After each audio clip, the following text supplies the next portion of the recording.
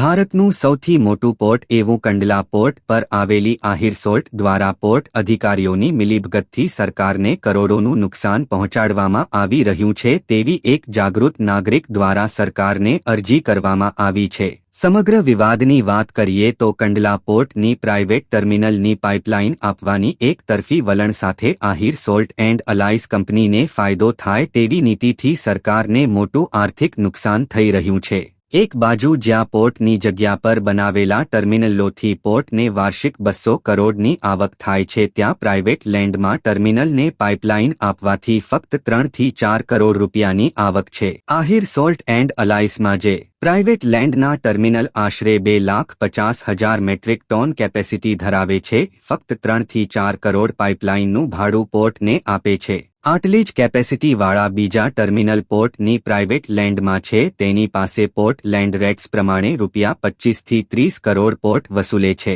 ત્યારે સવાલ એ ઊભો થાય છે કે ને આહિર સોલ્ટ એન્ડ અલાઇસ પોર્ટના કયા અધિકારીઓનું સમર્થન મળી રહ્યું છે કે કંપની પાસે ન જેવું ભાડું લેવામાં આવી રહ્યું છે। જો આટલો તફાવત રહેશે તો પોર્ટ લેન્ડના કોઈ ટર્મિનલ ટકી નહીં શકે ને પોર્ટને ભાડું મળતું બંધ થશે અને એનાથી સરકારની આવકમાં મોટું ગાબડું પડે તેવી શક્યતા છે। જાગૃત નાગરિક દ્વારા પ્રધાનમંત્રી નરેન્દ્ર મોદી સાહેબ, શિપિંગ મંત્રાલયના મંત્રીઓ, વિજિલન્સ તેમજ પોર્ટના સંલગ્ન તમામ વિભાગોમાં અરજી કરવામાં આવી છે।